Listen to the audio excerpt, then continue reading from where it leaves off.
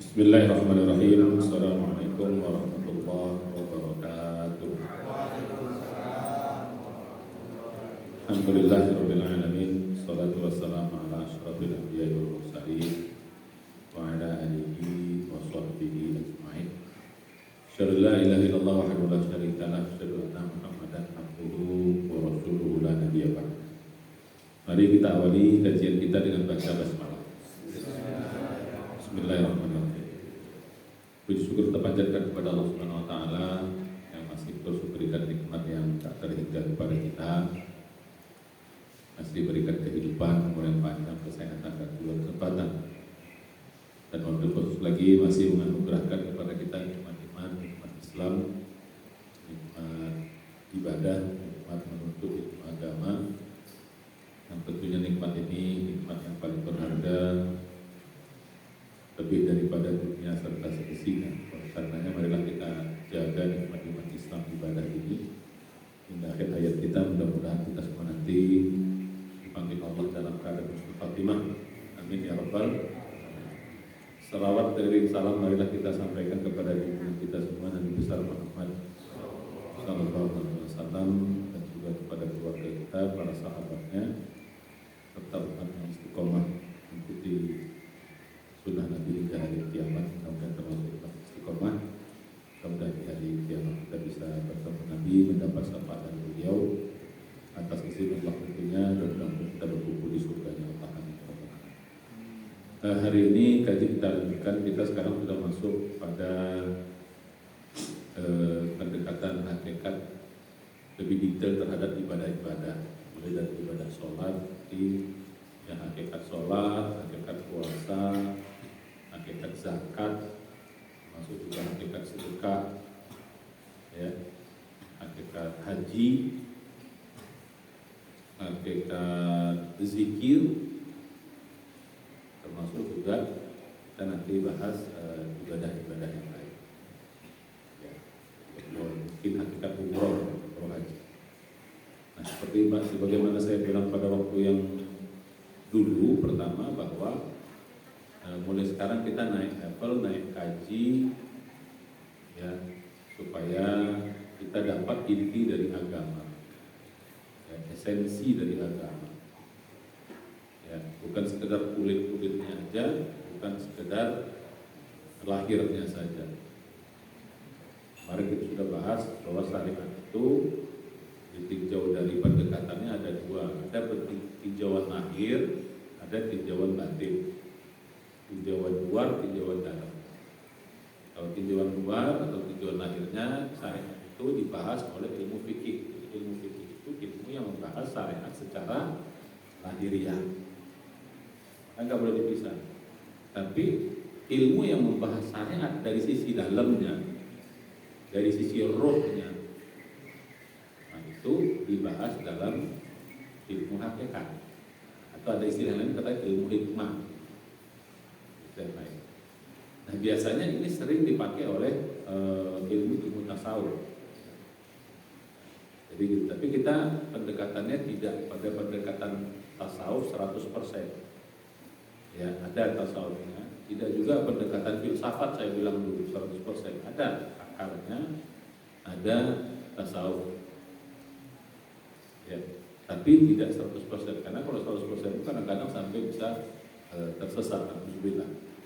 Ya, jadi begitu. Nah, kembali kita kepada inti kita. Jadi kalau ada orang memisahkan syariat sama hakikat, ini dua hal yang salah. Karena hakikat itu berada dalam syariat.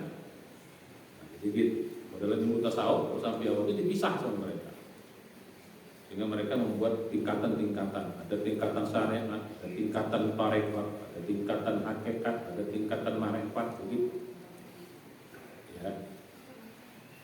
Dalam pendekatan yang menurut kita lebih aman itu tidak begitu. Ya, syariat itu melingkupi. Jadi kalau bahasan luarnya itu ilmu fikih bahasanya.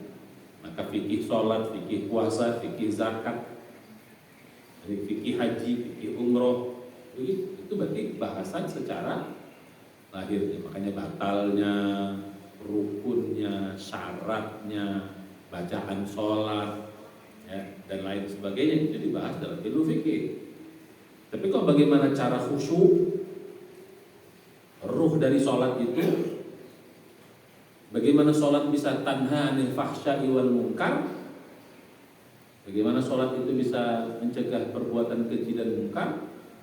Bagaimana sholat itu bisa menghasilkan dampak yang lebih baik setelah sholat? Itu bahasanya ilmu hakikat, bukan ilmu fikih, gitu. Tapi kalau ya berapa rakaat, kalau gitu sebagainya itu bahasa ilmu fikih.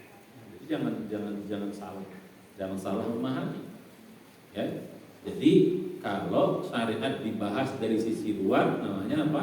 Ilmu fikih. Tapi kok dalamnya, powernya, nah Nabi mengajarkan dua-duanya. Cuma Nabi tidak bilang spesifik.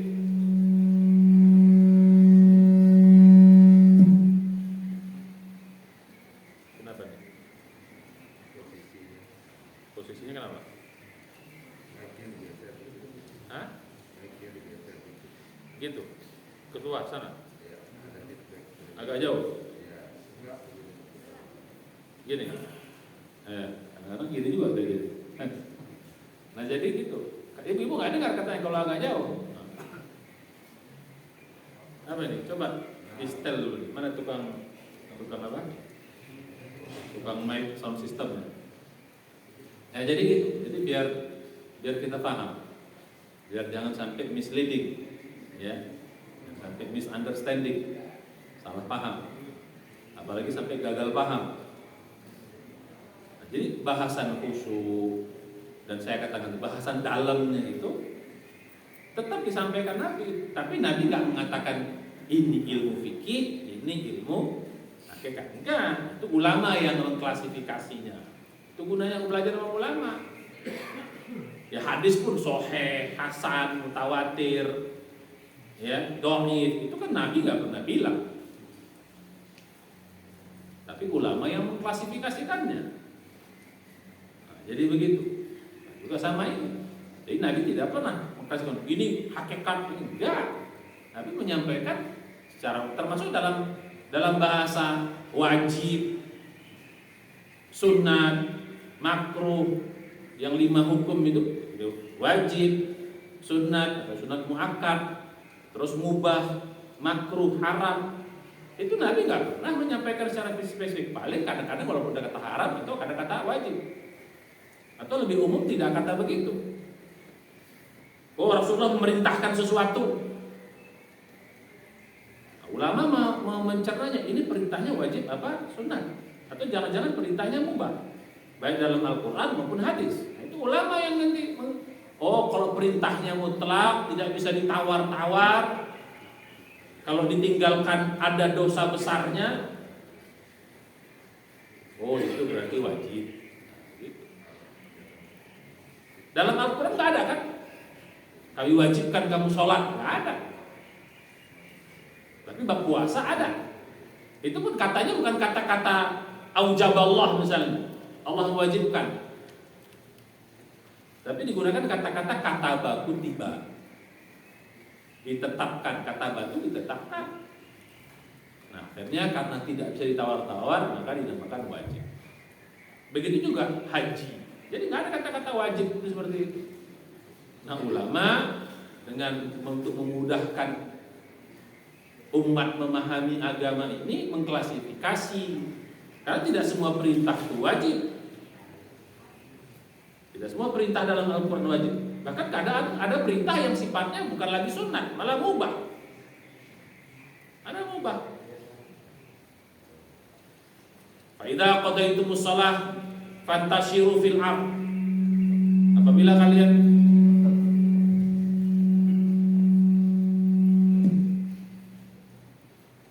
ini Ustaz yang ngomong terlalu kencang jadi segini atau gimana? Ibu-ibu di belakang dengar nggak? Tuh, nggak dengar ibu-ibu. Bapak dengar.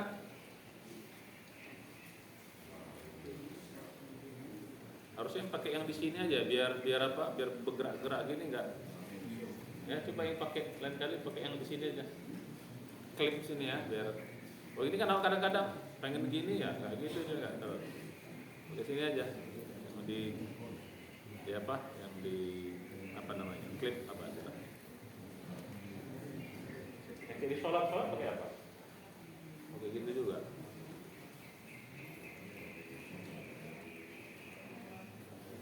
Ya. Tes dengar Bu Ibu? Enggak juga. Bu Ibu enggak dengar tuh. Tes baru dengar.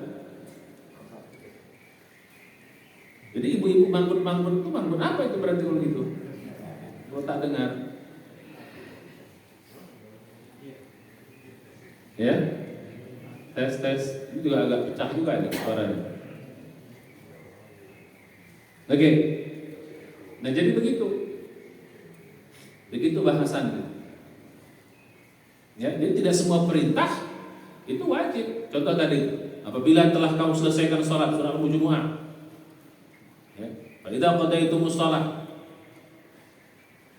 fantashiru, bertebaranlah kau di muka bumi. Itu perintah. Itu kalau kita amalkan ayat itu langsung, berarti selesai sholat Jumat langsung bubar kita semua lagi. Jalan kencang-kencang. Tapi ternyata itu bukan perintah yang sunnah tidak, tapi hukumnya mubah. Maka datanglah usul fikih. Kalau ada suatu perintah yang didahului oleh larangan, maka hukumnya mubah. Itu sebelumnya kan larangan.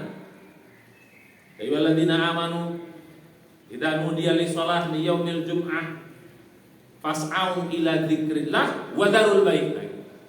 Apabila diserukan sholat Jumat, azan, fas'au ila dzikrillah, bersegera kau menuju zikir kepada Allah. Ini wajib hukumnya. Sholat itu hukumnya wajib Jumat. Wa dzarul bai', tinggalkan jual beli, haram jadinya, larangan. Nah setelah larangan, setelah sholat, nah, jadi para ulama katanya, karena ada larangan duluan, tinggalkan jual beli, maka muncul perintah, maka perintah yang didahului oleh larangan, maka menjadi hukumnya mubah. Ini ulama yang mengklasifikasikannya. Karena kalau tidak repot. Jadi kalau ada orang habis sholat duduk itu tidak nyunah bahasa kita, tidak sesuai perintah Allah. Karena perintahnya begitu selesai sholat bubar semuanya. Jangan ada yang duduk-duduk lagi. Gitu. Yang parahnya lagi ada lagi tuh sampai ada yang mengamalkan itu. Mungkin belum pernah dengar. Yaitu dalam surah An-Nisa. Hampir sama. Fa idza qadaytumus shalah fadhkurullaha qiyaman wa qu'udan wa 'ala junubikum. Apabila kamu telah selesai sholat, maka berzikirlah kepada Allah dalam keadaan berdiri. Berdiri, duduk dan tidur atau berbaring. Itu gara-gara itu mereka selesai sholat, zikirnya sambil berdiri. Selesai sholat, astagfirullah. Habis itu duduk, zikir. Habis itu boleh zikir. Karena punya zahir ayat itu begitu. Lihat surah An-Nisa ayat 103. Fa idza qadaytumus shalah fadhkurullaha qiyaman wa qu'udan wa 'ala junubikum. Apabila selesai kamu sholat, maka ingatlah Allah, berzikir kepada Allah qiyaman dalam keadaan berdiri, wa qu'udan atau duduk, wa 'ala junubikum atau dalam keadaan kamu berbaring. Begitu perintahnya. Pernah dengar enggak? Ada orang yang aliran yang begitu. Sholat itu zikirnya sambil berdiri, duduk dan baring. Rame-rame. Kenapa perintahnya kayak gitu? Nah ini guna kita belajar sama ulama. Maksudnya enak, gak nyaman saya gini. Gaul-gaul gini gak nyaman. Coba digarisin. Ustadznya gak nyaman. Mana ahli ya Pak?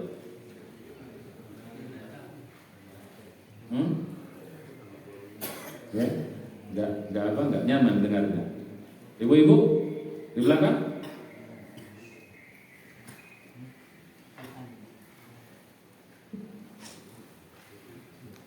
Ya memang perlu ada ahlinya.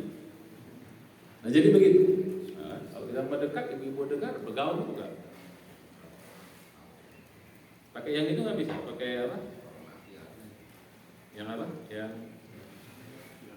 mic itu nggak bisa. Udah fix ya di situ ya. Ya tolong kalau saya nggak mau yang gini lah, kita tikit aja. Ya, kan nggak begitu mahal kan, berapa juta sih kalau pakai begini? Walaupun mahal, tolong dibelikan aja gitu. pengajian. Ya sering begini terganggu jadi tuh kan, pecah suaranya. Ya, jadi begitu. Jadi kalau kita melihat langsung saja dalam ayat itu, ya bisa misleading. Kita bilang ya kan sesuai ayat, tapi maksudnya nggak begitu, men, bro. Makanya gunanya belajar, gunanya ulama. Berikan klasifikasi. Oh, maksud ayat walaupun perintahnya ingatlah berdiri, tapi maksudnya ini dalam kondisi orang selesai perang. Ini kondisi kan perang. Nah, ayat 102 itu tentang perang. Gitu. Jadi begitu. Jadi balik kita pada yang tadi. Nah, jadi banyak ilmu-ilmu yang ada sekarang itu di zaman Nabi tidak ada klasifikasi. Cuman para ulama yang mensarikannya supaya diberikan kepada umat biar umat lebih paham. Karena kalau tidak umat bisa salah kan dalam memahami. Tidak semua juga larangan bersifat haram. Tidak semua larangan bersifat haram. Makanya klasifikasinya kadang-kadang ada yang haram, sebagian besar haram. Ada juga yang makruh, maka istilah makruh. Ada juga mungkin larangan yang bersifat mubah. Larangannya bersifat mubah. Nah, jadi begitu ya, paham maksudnya ya. Nah, jadi balik kita kepada bahkan kadang-kadang ada juga perintah itu yang bersifat larangan jadi jauh dari-darinya. Diperintahkan tapi efeknya jadi larangan. Loh kok aneh perintah jadi larangan? Bisa. Karena bahasa memungkinkan itu. Contoh bahasa Indonesia misalnya, naik kau tinggi-tinggi kita bilang. Nah, itu main-main, manjat-manjat dia kita suruh, naik kau tinggi-tinggi kita bilang. Itu kita nyuruh dia naik tinggi-tinggi atau gimana sebenarnya? Kita nyuruh apa sebenarnya? Nyuruh apa? Larang. Coba, perintah maksudnya larang. Bahasa bisa begitu, Pak. Bisa begitu. Bahasa itu mungkin kan perintah tapi maksudnya justru melarang. Atau perintah tapi maksudnya justru menghinakan. Dzuqu fitnatakum. Rasakanlah sama kalian siksa itu. Kan perintah sebenarnya. Tapi itu merintah dalam arti ingin merendahkan. Termasuk itu yang perintah larangan. Ya. Fatamatta'u, nikmatilah kesenangan itu. Kan perintah Pak. Disuruh kita menikmati, padahal maksudnya apa? Dilarang. Itu apa perintah yang bersifat penghinaan untuk kau jangan ke situ karena kalau melakukan itu kau efeknya dapat ini ya kira-kira begitu. Jadi itu tahunya dari sisi apa? Siapa yang tahu itu? Kan ulama yang tahu. Oh ini bahasa itu maksudnya begitu. Nah karena anak-anak tadi nggak ngerti, naik kau tinggi-tinggi makin naik dia kan? Ya kan disuruh katanya gitu. Nah, jadi begitu. Balik kita pada kaji kita. Nah jadi masuk kepada sekarang kita. Ya, kalau ada bertanya, kan Nabi nggak ada begitu Ustaz nggak kayak itu. Nabi bukan memang klasifikasinya tidak. Tapi secara umum Nabi menyampaikan. Yang mengklasifikasikan itu siapa? Para ulama. Karena mereka yang paham. Mereka tahu betul. Nah, balik kita pada kaji kita. Jadi syariat tadi kita bagi dua. Jadi syariat yang dibahas dari sisi apa? Termasuk ibadah tadi. Pembahasan dari sisi lahiriah dibahas dalam ilmu fikih. Kalau dalamnya ilmu hakikat atau istilah lain ilmu hikmah, ilmu hakikat, ilmu batin, itu istilah-istilah gitu. Ada ilmu ruhaniyah, ada juga istilah itu. Banyak istilah. Apapun whatever, tapi intinya itu. Oke, sekarang kita masuk kepada hakikat sholat. Ya. Mari kita udah bahas ya. Jadi gunanya itu supaya kita jangan sampai beribadah atau bersyariat, beragama ini masuk dalam kulit-kulitnya saja. Tapi jangan juga diadu. Boleh. Kayak banyak orang misalnya inti sholat itu kan zikrullah. Bunyi ayatnya jelas. Surat 20 ayat 14-15. Ya. Fa'budni wa aqimis sholat di dzikri. Bunyinya. Tegakkanlah sholat, sembahlah aku kata Allah. Fa'budni wa aqimis sholat di dzikri. Tegakkan sholat untuk mengingat, untuk zikir kepada aku. Jadi untuk ingat Allah. Oh, berarti inti sholat itu ingat Allah. Berarti kalau gitu ingat Allah aja, tak usah sholat. Kan intinya itu. Makanya ada istilah eling. Jadilah aliran yang eling terus. Nggak perlu sholat ya, eling aja. Karena intinya kan itu. Ini bahaya itu begitu. Yang penting kan kita dapat intinya, nggak perlu kulitnya. Ada pernah tuh, ada istilah yang nggak sholat kan cukup eling saja. Begitu waktu zuhur, eling. Udah sholat katanya. Nauzubillah, kita termasuk kelompok-kelompok ini. Karena ya nggak mau belajar gitu loh, nggak mau belajar. Ya tetap dua-dua harus dikerjakan. Ya kan saya bilang dulu, makanya kita sebelum kita belajar hakikat ibadah ini, sebelum kita belajar hakikat ibadah ini, ya kita kan belajar tentang manusia. Manusia ada dua, ada lahir, ada roh.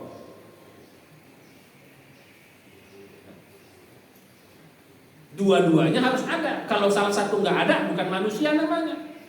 Itu saya bilang kemarin. Kalau badan doang tanpa roh namanya bangke, mayit. Ruh doang tanpa badan namanya hantu. Saya bilang kemarin. Namanya hantu. Gabungan antara badan, jasad dan roh namanya manusia. Jadi harus ada dua-duanya. Walaupun esensi manusia itu, walaupun hakikat manusia itu adalah pada rohnya, tapi tidak boleh mengabaikan jasadnya. Maka kita disuruh juga berolahraga, makan yang sehat, menjaga badan kita. Wa inna alaika li badanika haqqan, kata Nabi. Badan kau punya hak atas dirimu. Maka kita perlu tidur, kita perlu makan. Makannya pun harus makan yang halal, thayyiban. Jadi kalau yang penting, kan yang penting rohnya doang, ya kau gak usah makan lah kalau gitu, ya mati kita. Malah haram hukumnya, ya, menyia-nyiakan atau merusak badan kita. Jangan yang pandai stel-stel di sini, sikit-sikit gitu.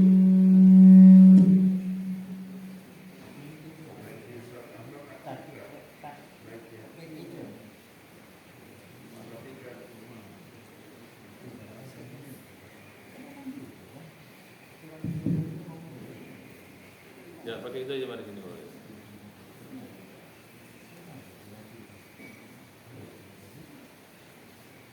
Mas agak kencang sedikit suara kita langsung bergembira, masa kita disuruh pelan-pelan ngomong, repot lah. Tes. Enak ini. Ini keluar enggak? Dalam. Ya, nah jadi begitu.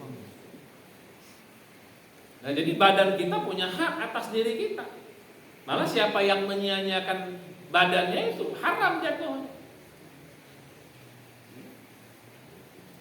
Malah untuk menyelamatkan badan kita boleh kita makan yang haram. Tapi begitu, darurat.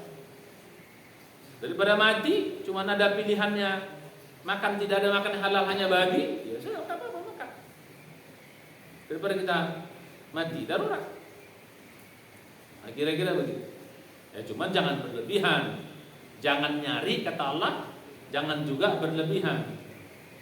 Ini biar boleh makan babi, lari aja ke negeri-negeri yang gak ada orang Islamnya, susah nyari halalnya. Nah itu berarti gak boleh nyari namanya.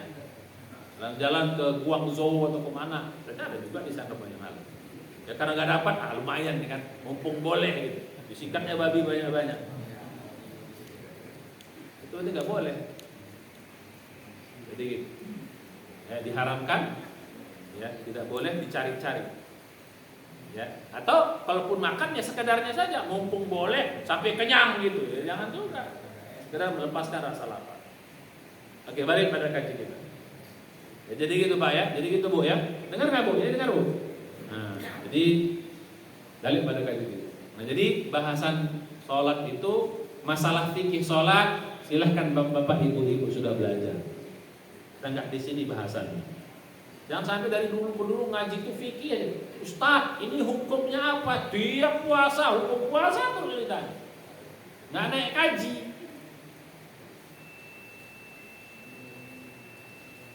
Memang betul sholat itu penting, betul. Tapi jangan sampai level fikihnya terus masuk dorong dalamnya. Ya, karena esensi ibadah itu justru di situ, pada dalamnya. Walaupun tidak boleh kita mengabaikan fikihnya. Yang 7 kemarin kita bahas tuh, esensi sholat atau tujuan sholat atau bahasa kita juga hakikat sholat. Bukan sholat seluruh ibadah. Sekarang kita masuk isi-isi. Ya. Hakikat sholat itu bapak-bapak semuanya, ibu-ibu, 5 hakikat sholat. Mesti dapat 5-5 ini. Mesti kita pahami 5-5 ini. Di samping yang sudah ada kita pahami fikih. Biar ngerti, oh sholat itu intinya ini. Oh sholat itu hakikatnya ini. Harus dapat hakikat itu. Biar sholat kita menjadi bermakna. Biar sholat kita itu ada ruhnya. Bukan bangkainya saja, bukan jasadnya saja, tapi ada ruh, jadi hidup sholat itu.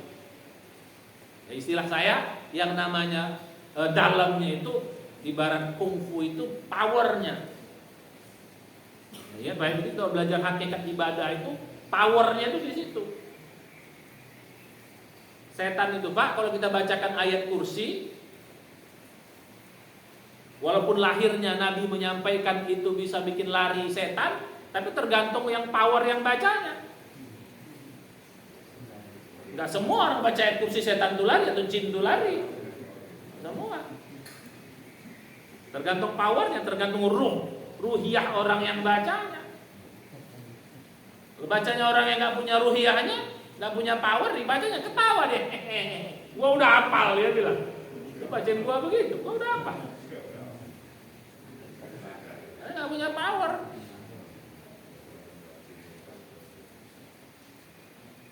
Justru power dari termasuk zikir-zikir itu ya powernya di situ, di ruhiyahnya itu.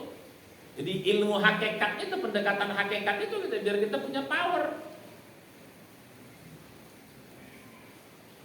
Jadi paham maksudnya ya?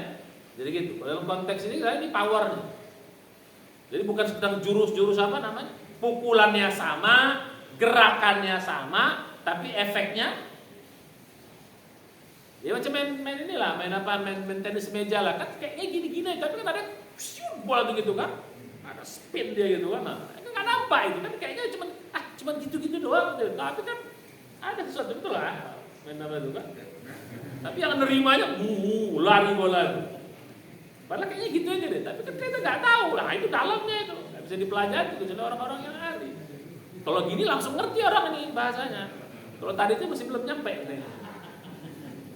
Bicara tenaga dalam belum nyampe, dia begitu agak-agak ada spin sedikit, nah baru nyampe ini balon, baru nyampe. Perumpamaannya baru pas gitu. Jadi kayaknya luarnya sama, ya, lahirnya sama, tapi efeknya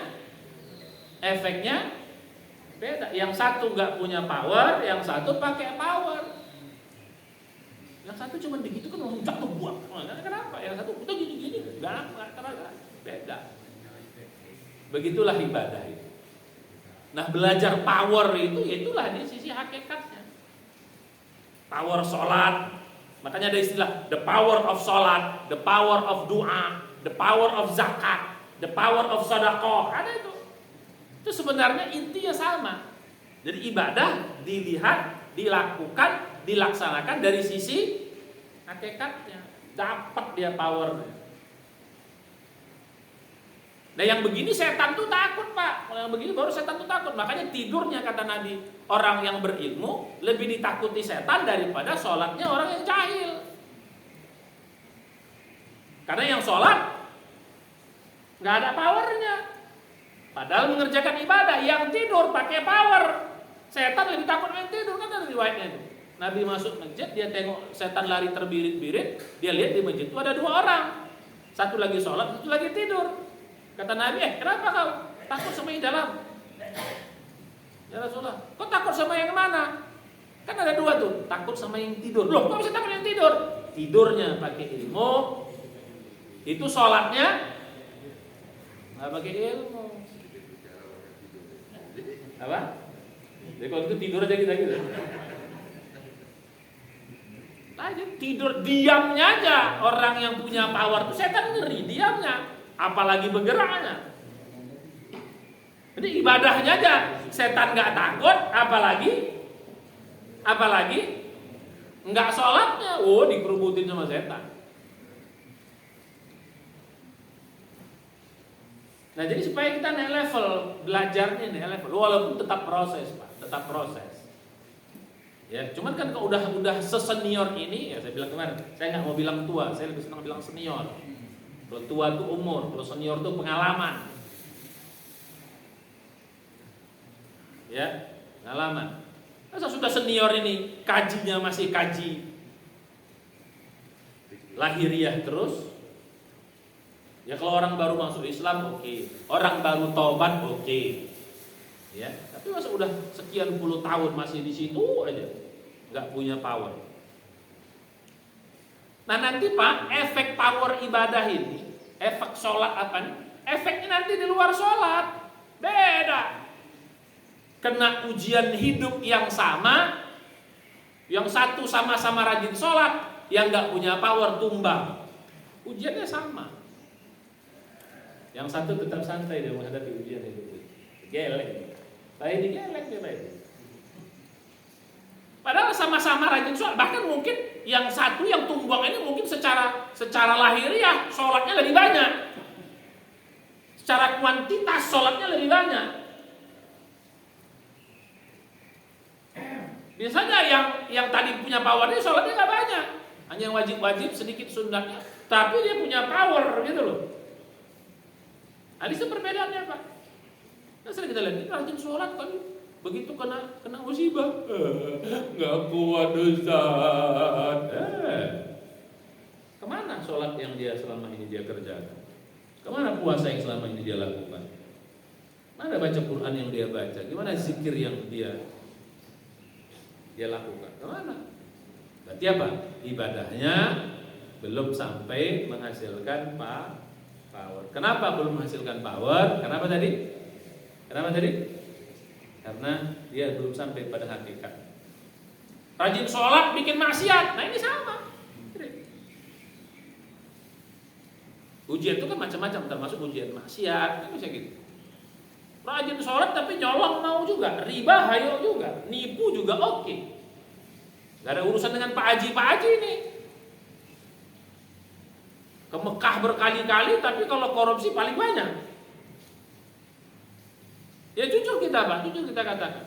Rata-rata semua petinggi-petinggi negeri kita ini, yang muslim, saya kan semua curah haji. Bahkan sampai eselon 2-nya, betul. Mulai dari tingkat presiden, wakil presiden, menteri, apa lagi. Sampai eselon 2-nya, mungkin bahkan sampai eselon 3-nya. Haji semuanya. Umrah mungkin dapat kali-kali. Tapi nyolongnya juga gila-gilaan. Kemana?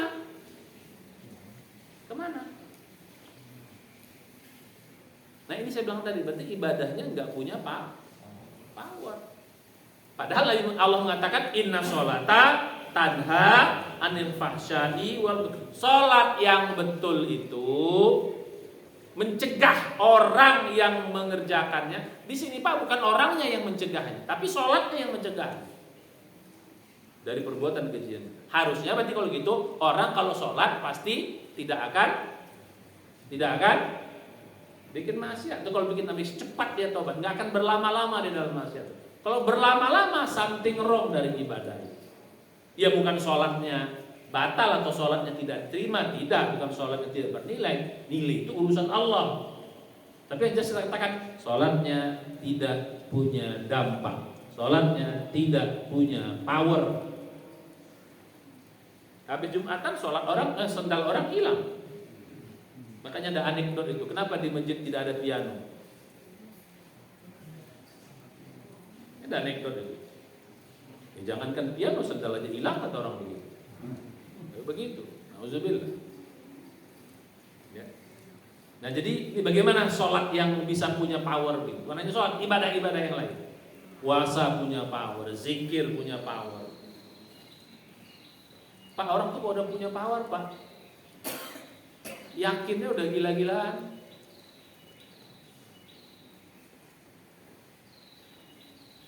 Keluar rumah dia baca Sampai bismillah tawakal tuh dia baca a'udzu bikalimatin ya tammatin min syarri ma khalaq. Dia baca itu. Dia baca bismillah yadurru ma ismi syai'in fil ardi wala fis samawati. Dia baca itu. Di ujung jalan saja apa orang bilang, rumah aku terbakar. Itu tuh, enggak mungkin terbakar. Terbakar, itu ada nyampe itu. Enggak, dia bilang. Jalan terus dia. Terbakar rumah kamu, enggak, dia bilang. Akhirnya nampak membubung, aku tengok tuh, kok daerah rumah terbakar? Enggak, dia bilang. Begitu apa dia balik, semua rumah orang terbakar, rumah dia enggak. Kenapa? Ya Nabi ngajarin, kalau mau keluar rumah, ini tadi itu, pasti rumah kita dijaga. Nabi yakin betul, nah, ini kan punya power dia Pak. Coba kalau kita, mungkin tunggang langgang kita lari. Itu udah punya power tuh, keyakinannya beda. Ali bin Abi Thalib, sedekahnya sudah punya power.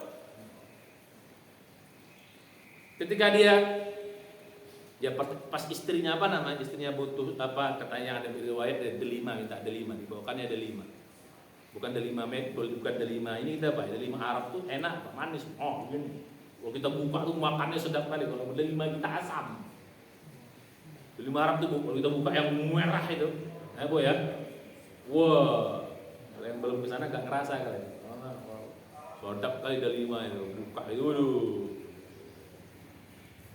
Istrinya minta Fatimah, ya pas ada rezeki dia belikan. Di tengah jalan pas dia mau nyampe rumah ada yang kelaparan, dia kasih delima itu. Pulang ke rumah ya istri ngambek. Tapi gak lama kemudian ada yang ngantar pada delima sama dia. Dokter, assalamualaikum. Ali, ini ada titipan delima gitu. Duh, kesaran. Dia hitung Pak, 9 delima itu. Enggak. Ini tidak mungkin 9, pasti 10 dia bilang. Enggak 9, 10 dibongkar-bongkar yang diumpetin sama yang pengirim ini tadi. Dari mana kau tahu ini Pak? Karena janjinya, kalau satu kebaikan dapat 10 katanya. Nah, yakin. Begitu Pak, yakinnya. Nah, jadi dia punya power. Kalau kita 9 pun jadi alhamdulillah. Nah, begitulah yakinnya dia. Enggak mungkin 10 aja dia bilang. Enggak mungkin 9. Ada keyakinan terhadap power sedekahnya tadi. Yakin betul dia diganti. Ya kan mereka bersedekah. Ya kalau punya power itu sudah sedekahnya asik. Kalau kita kan tiap mau sedekah, gitu terus. Itu kalau butuh gimana? Kalau butuh gimana? Iya. Ini sedekah yang belum punya power begini. Kalau udah punya power, kalah. Gampang itu. Jangan lagi tuh. Gitu Pak Edi. Harus ada power. Amalannya sama, tapi efeknya beda. Nah, balik kita kepada sholat tadi. Kemarin sudah ditajarkan yang 7 hakikat ibadah. Itu mencakupi seluruh ibadah apapun. Tapi nanti hakikat yang yang itu tadi kemarin itu hakikat umum dari ibadah. Ini hakikat khusus. Hakikat sholat punya sendiri, hakikat puasa punya sendiri, hakikat zikir punya sendiri. Istilah tadi, belajar tenaga dalamnya gitu. Kemarin saya sudah ajarkan ya, 5 harus 5 ya.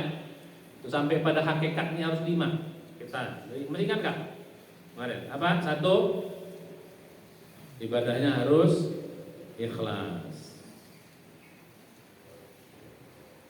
Ikhlas itu pakai yang 7 itu. Yang kemarin, bolehnya ya Allah, aku ibadah ini untuk cari ridhomu, untuk mendekatkan diri padamu, ingin bersyukur karena butuh, karena ingin memujimu dan seterusnya. Pakai yang 7 kemarin, niatkan. Dan ini mesti dilatih, harus ikhlas. Dan ini poin pertama dan utama. Kalau nggak ada nomor 1, nggak ada semuanya, habis, bubar.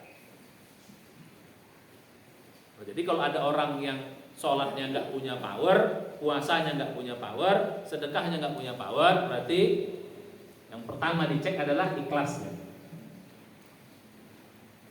Jangan-jangan ibadahnya, bukan kita bilang tidak ikhlas, mungkin kurang ikhlas. Nah yang kedua, ibadah yang punya power itu benar, bagus. Secara fikih dia bagus. Jadi orang yang punya power itu fisik ibadahnya bagus memang, nggak asal-asalan, berkualitas bahasa kita. Mungkin nggak banyak tapi berkualitas, itu lebih penting. Buat orang yang baru masuk Islam, orang baru tobat, atau anak-anak, kita kedepankan kuantitas fisik dulu, jumlah dulu.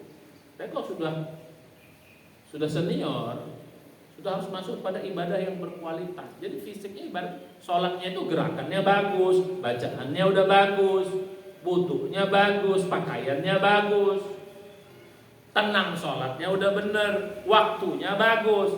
Jadi lahiriah ibadah itu udah bener, udah bagus.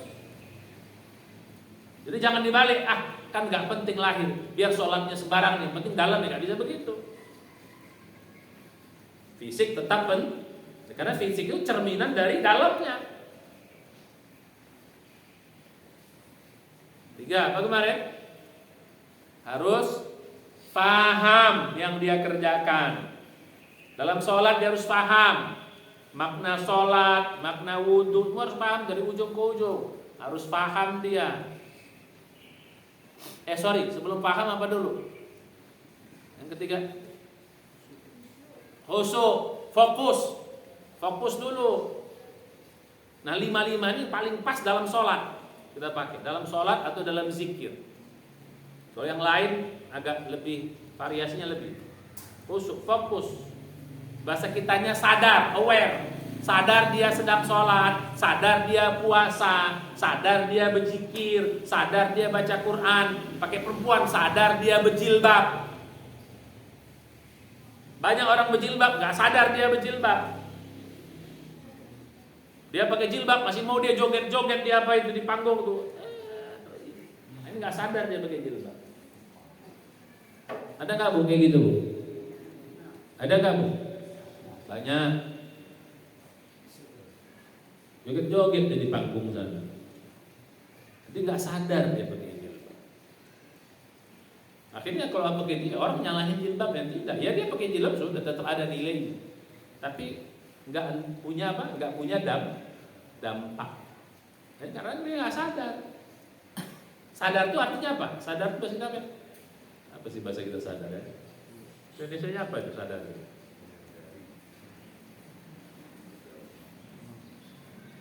Apa? Arti sadar tuh bahasa Indonesia apa sih? Bukan, lain lagi. Ya sadar. Dia tahu bahwa dia sedang melakukan itu, kira-kira gitulah.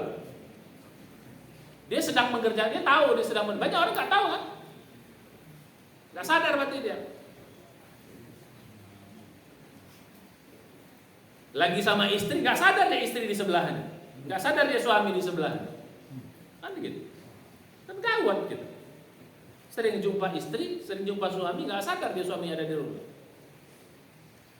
Nah, kira-kira itu. Nah, ini yang ada yang sadar status, saya bilang dulu, nggak sadar dia status sebagai seorang suami, nggak sadar dia status sebagai seorang istri, sebagai seorang bapak, sebagai seorang ibu. Kalau di luar tampilannya kayak anak muda, jadi dia apa gitu, kan? Nggak tahu di rumahnya itu ada istri anaknya yang nunggu dia. Nah, itu nggak sadar tuh. Tidak sadar status. Nah, latihan sadar itu tuh dalam ibadah dulu gitu. Itu lagi begitu. Jadi kalau orang ibadahnya sudah biasa dia sadar sholatnya, sadar puasa. Pak, kalau lagi kita puasa, minum ini, mau kita minum enggak lagi puasa? Enggak, kenapa? Sadar kita puasa.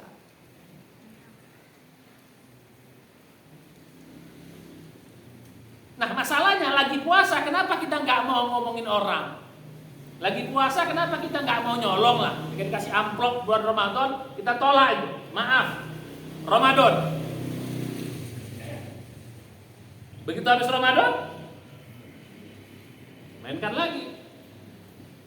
Nah, berarti nggak sadar, berarti nggak ada dampak. Berarti jangan-jangan puasanya mungkin untuk makan minum dia sadar nggak mau makan minum, tapi sebenarnya pada intinya nggak sadar gitu. Jadi yang ketiga sadar. Jadi sholat itu dia sadar sedang sholat.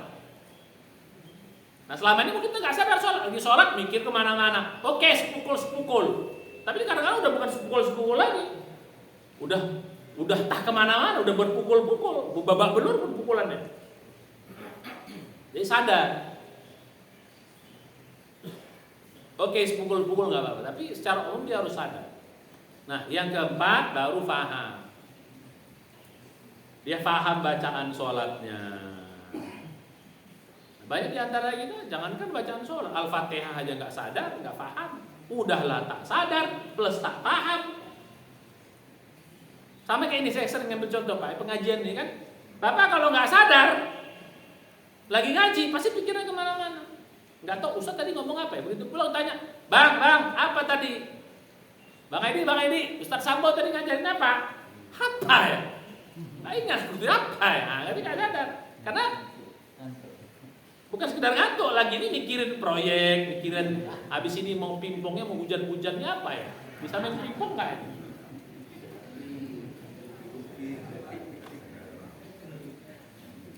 Tuh Bang Oto langsung tuh kena kok katanya gitu. Pas sekali Ustaz katanya gitu. Lah Bang Oto kalau aku ngipas Omedi senang kali dia. Kawan kompak orang ini. Nah jadi banyak gak sadarnya. Jadi badannya di sini, pikirannya. Jadi kok bahasanya. Jadi yang namanya sadar tuh antara badan dan pikiran sama. Kalau dalam bahasa kerennya now and here. Ya, now and here. Di sini, sekarang dan di sini. Jadi badannya di sini, ya pikiran di sini. Banyak orang badan di sini, pikiran tak kemana-mana. Pikiran masa lalu, pikiran masa depan. Terus, aduh, kenapa nggak jadi proyek kemarin? Apa posnya kok bisa gitu? Lagi sholat, tapi tiba satu ini 2 atau 3 atau 4. Ya nggak sadar jadi begitu. Ya pantas. Dan itu Allah sebutkan dalam Al-Quran. Allah sebutkan dalam Al-Quran. Fawailul lil musallin. Celakalah orang-orang yang rajin sholat. Disebut celaka Pak. Kenapa? Sahun banyak lalainya. Salah satu lalai di sini lalai sedang dalam sholat. Kenapa disebut celaka? Karena sholatnya nggak ngefek, nggak dapat. Jangan dibilang sia-sia ya, nggak dapat. Akhirnya manfaat yang besar tuh nggak dapat dia, nggak dapat. Tuh, jadi apa tadi? Yang bahasa jadi sadar itu antara badan dan pikiran seiring. Badannya di sini, pikirannya di sini. Lalu yang keempat paham. Ustaz ngomong apa paham. Makanya saya harus bahasa Indonesia. Saya nggak mau ceramah ini pakai bahasa Arab full, nggak mau saya. Atau bahasa Inggris full, nggak mau saya. Di samping saya juga nggak paham semuanya gitu.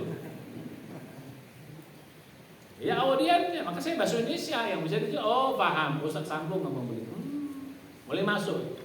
Oh paham. Tapi belum cukup, paham doang belum cukup.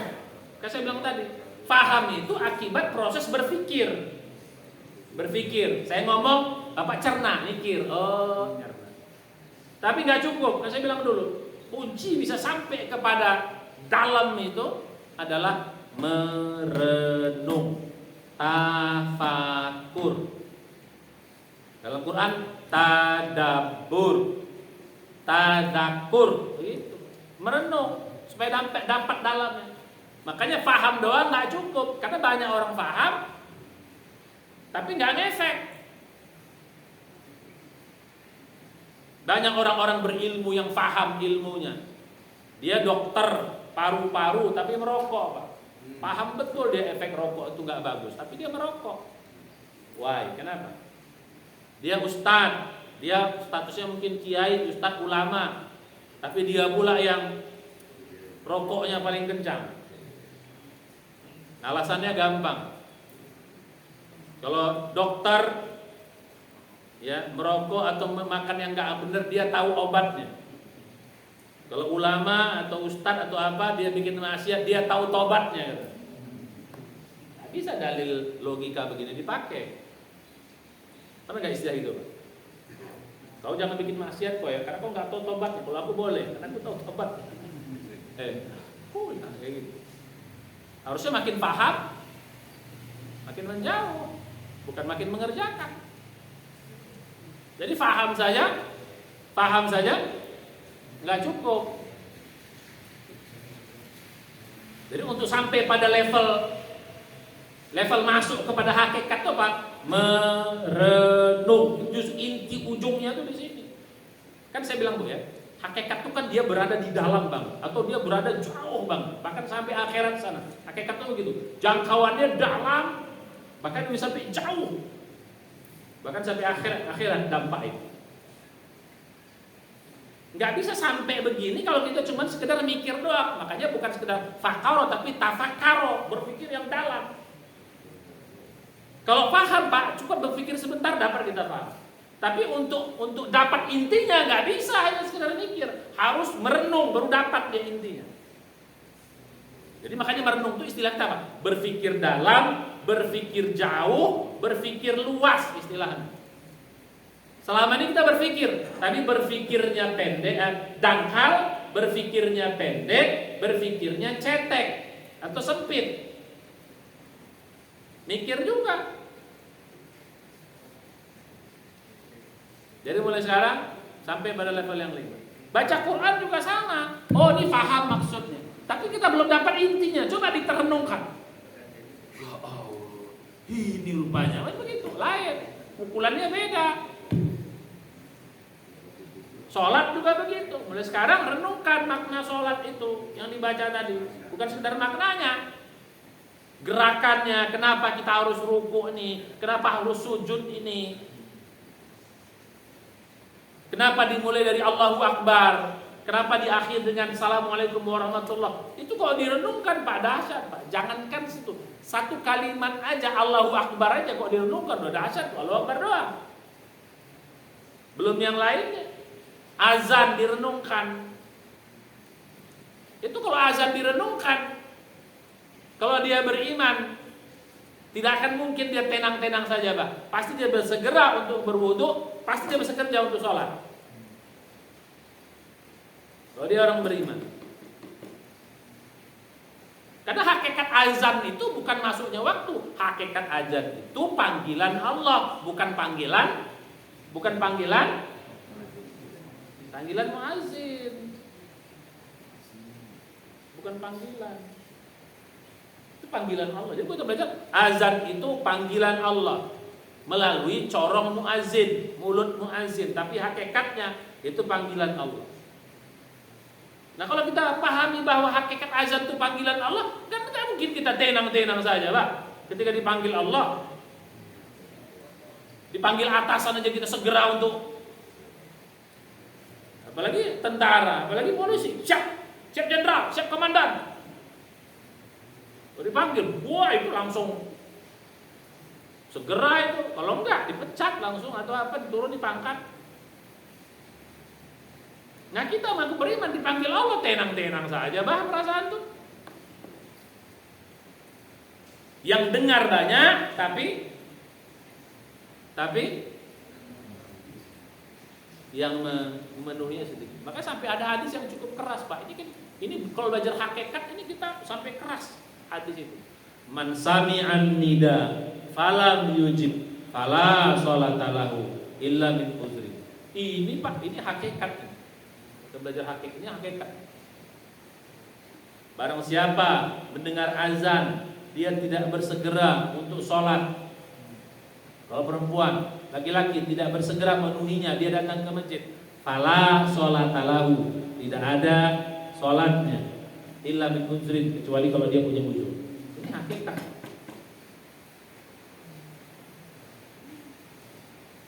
Jadi hakikat orang kalau dengar azan, Pak, dia nggak buru-buru sholat, itu sholatnya nggak terima lagi tuh. Kalau jadi hakikat, fala sholata lahu, nggak ada nilainya. Ya begitu kerasnya. Kenapa sudah keras itu? Kalau jumlah hakikat, karena kau dipanggil Tuhan, kau dipanggil pemilik alam semesta yang menciptakan kau, yang ngasih rezeki kita, kau tenang-tenang. Itu berarti apa? Kurang ajar. Kurang ajar. Dipanggil orang atasan, kau datang. Tapi kau panggil, kata Allah, aku yang menghidupkanmu, aku yang beri kau rezeki, aku yang beri makan kamu, aku beri semuanya. Aku panggil, kau nggak datang. Apa? Kalau jadi hakikat, ngeri nggak itu? Kalau kayak gini Pak, kita aduh, biar tidur kita langsung bangun kita tuh. Ada cerita begitu. Kadang-kadang walaupun gak enak badan kita, mau kita tidurkan juga. Kalau kita tahu hakikat nggak jadi itu, kalau tak bangkit kita. Kalau kita memahami hakikat apa namanya? Hakikat apa? Hakikat azan itu adalah panggilan Allah. Nah, mungkin kita tenang-tenang aja. Ya Bu ya, dengar azan, jangan sekarang jangan leha-leha. Lagi baca HP, langsung tinggalin, lepasin. Lagi masak, matikan air api itu.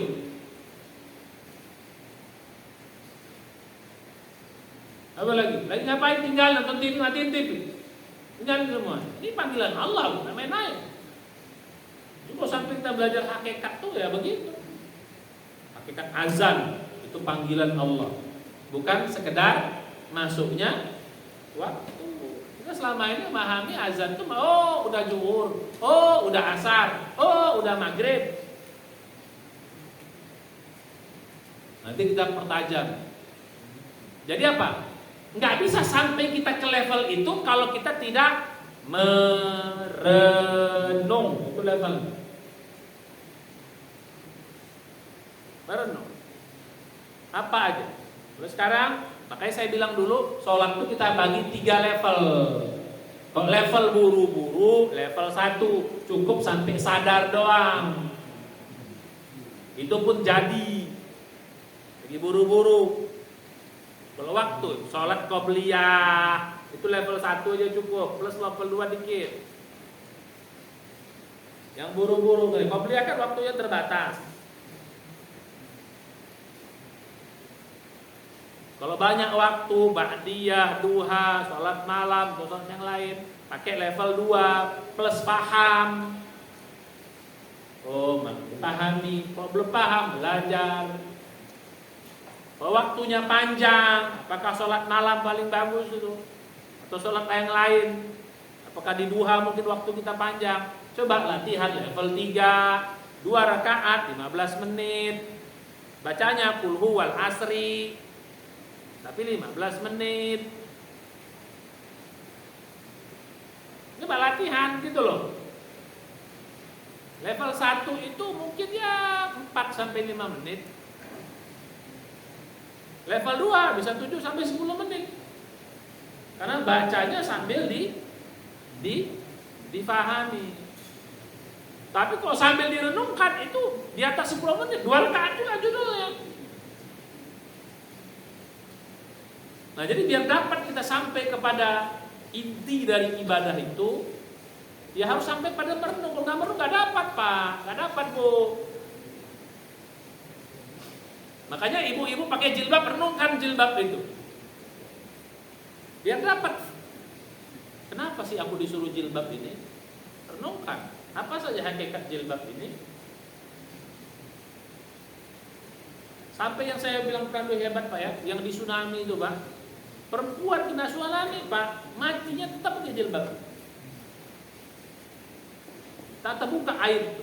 Padahal kurang apa air itu membunuh dia. Sampai matinya Allah jaga aurat. Tapi tidak sedikit juga yang telanjang. Dia udah punya power. Jadi sampai mati pun Allah jaga. Karena sama hidupnya dia dapat power jilbab menjaga kehormatan itu, matinya dijaga Allah aibnya. Nah yang begini-begini ini power ini. Paham ya? Ya Bu, paham Bu ya? Jadi gitu. Kemudian sekarang kalau di panggung-panggung jangan joget-joget lagi Bu. Bukan berarti bapak-bapak boleh gitu loh.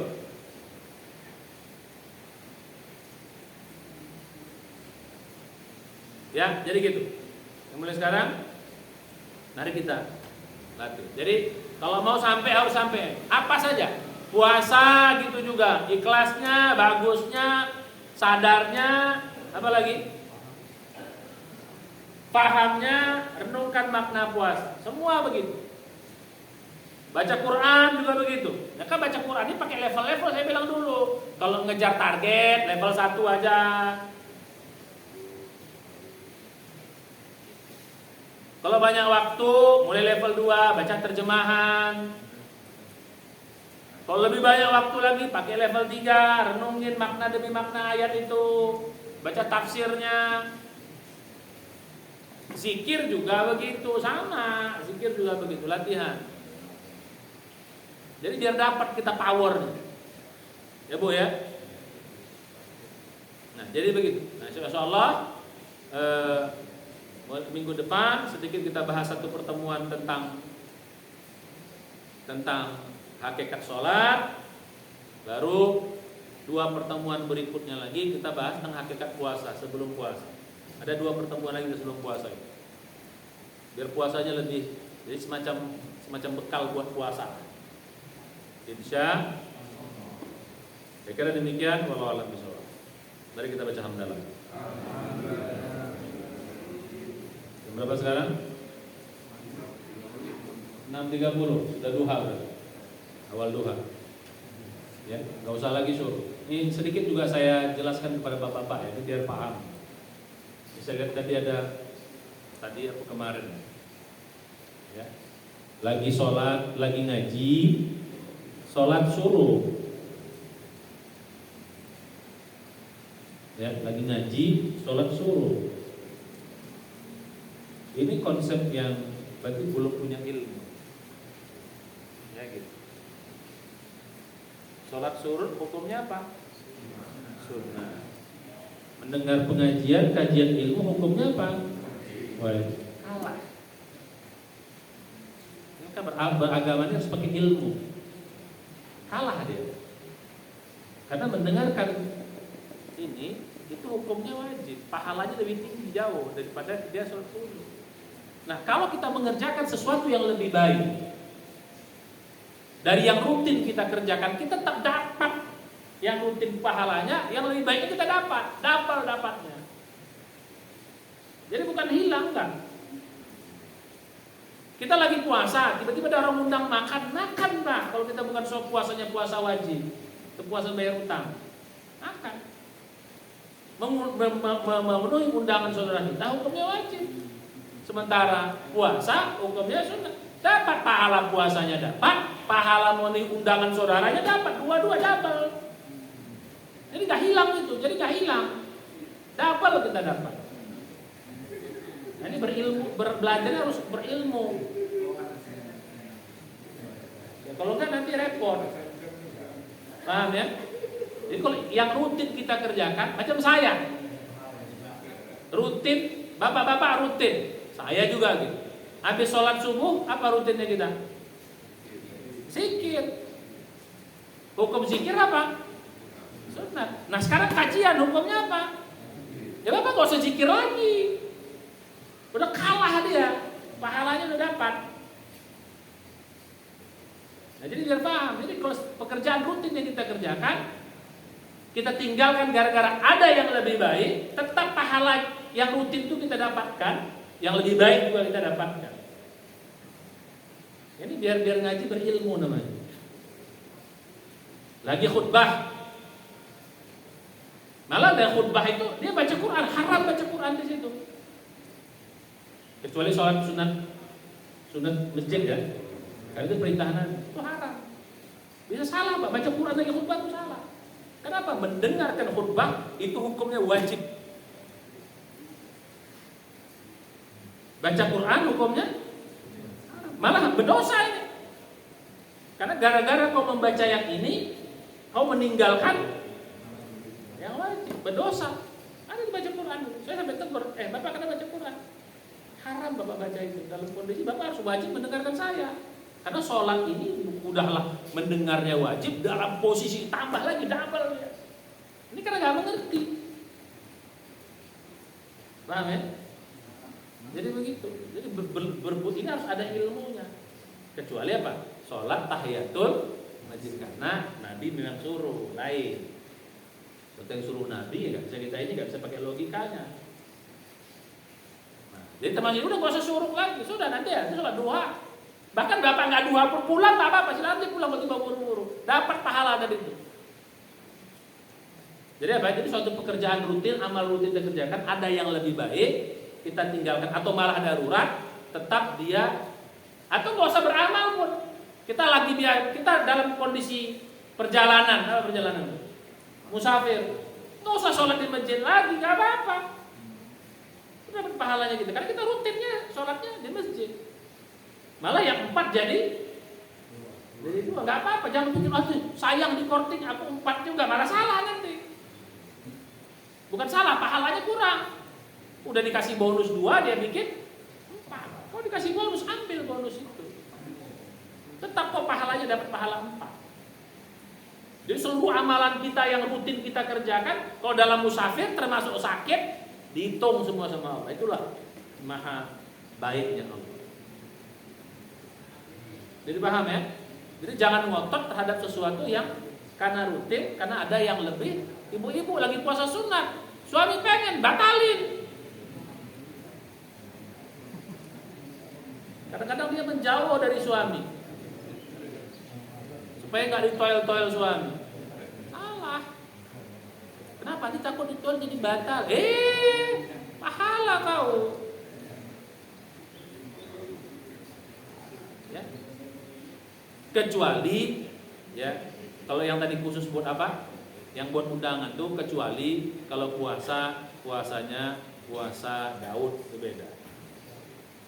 Nah, Daud itu memang 1 hari buka, 1 hari puasa, itu tuh lain. Oke. Tapi kalau puasa Senin Kamis nggak apa-apa, batal itu pahala. Tapi jangan diomongin, jadi nggak bernilai kurang. Ya tadinya aku puasanya gara-gara kau undang aku buka, ya jangan, nggak usah.